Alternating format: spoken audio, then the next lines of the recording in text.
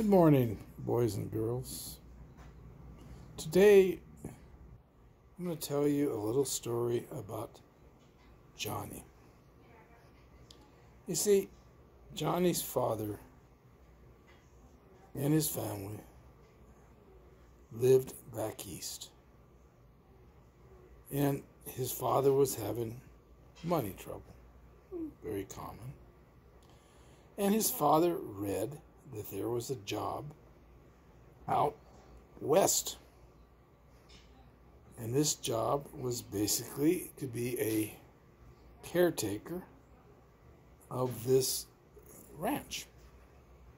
Now, he really didn't know much about a ranch, but the way the job described it was more in the nature of just looking after to make sure everything's all right.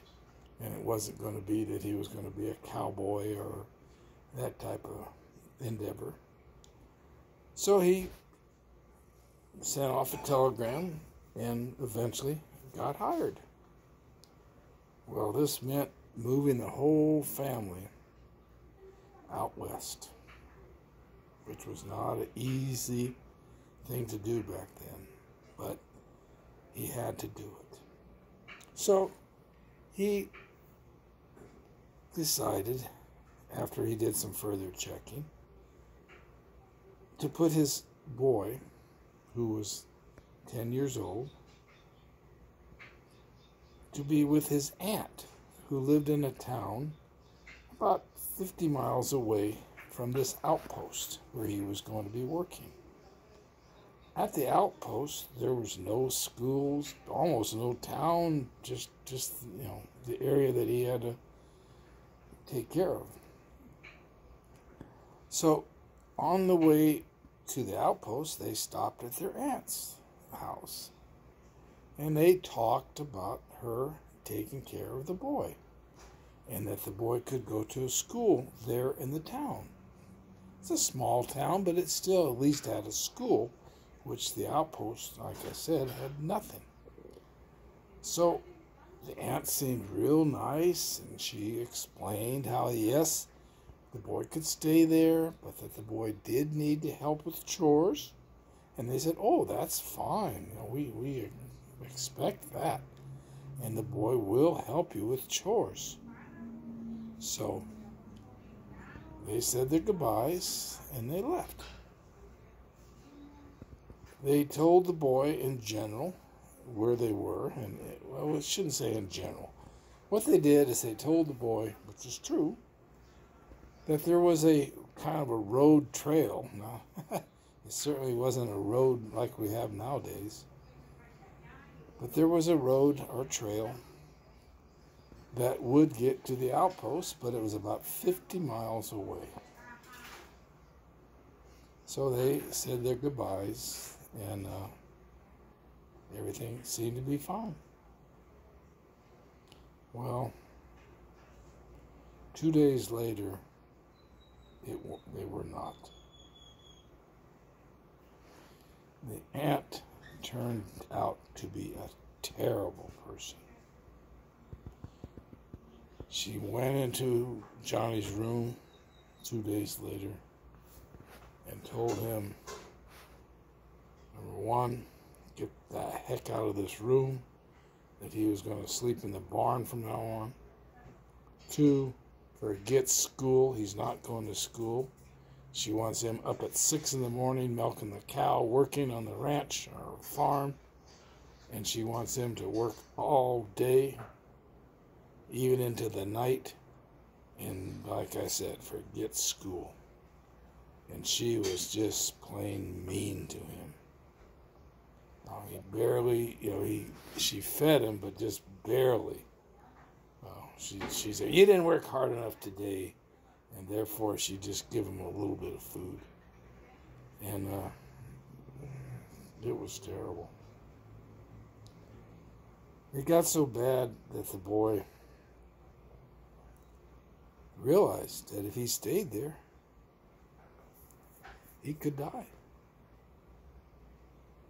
There was no way he could send a message to his parents. No telephone, telegraph. He couldn't even write a letter to him because although he knew they lived in the outpost, but he didn't know the address as such.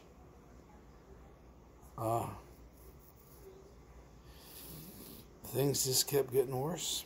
And so finally, he decided that he was going to run away and go to his parents. He had no idea what 50 miles was. He had no idea going across this road trail how it would be like. He packed a few items. He didn't have much. He stole a little bit of food from the kitchen. Stole a blanket. And started out walking. There was a fellow that worked on the farm with him. He was her brother of the aunt. His uncle, I guess, yeah. Anyway, he kind of always kept an eye on him, on the boy, making sure he's working. You know, he was also terrible. So the boy figured that this uncle would be sent out looking for him.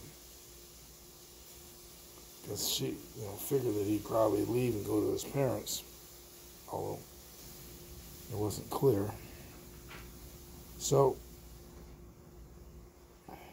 the boy, as he was walking, would kind of keep an eye on the back, and periodically he would get off the trail and kind of wait and watch to see if anybody was following him. And eventually he got off the road, hid in the bushes, and the brother did come by.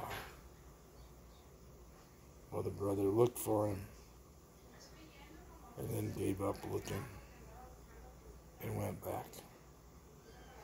So then the boy started walking faster and harder. But then he realized this was terrible. He could hear animals in the distance. And at this time, Indians were abundant. Not abundant, but they were out there. And he was scared. But one thing he sensed, because he'd look off in the distance, he sensed that somebody was watching him. But he never could see them. He would stop sometimes and then turn and look. And no, he never saw anybody. Well, he walked. He had no idea how long it was going to take to get there. He thought he could just walk it there in one day, but then as he started walking, and there's no signs that says, hey, the place is 10 miles ahead or whatever. Nothing. And he just kept sensing somebody was watching him. Finally, it reached night. And it was cold. Not only cold, it started snowing.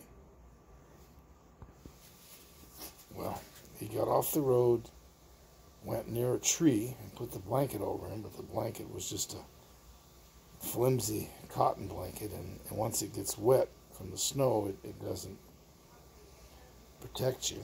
And he was just shivering, freezing, and he didn't bring anything to make a fire with. He thought he could make it in one day, but he couldn't. So that night he tried to cuddle up to a tree to at least try to get less amount of snow on him, but still he's getting snow. He's scared about animals. He hears all kinds of animals, even Indian calls, and oh God, he's just petrified. Finally, he falls asleep.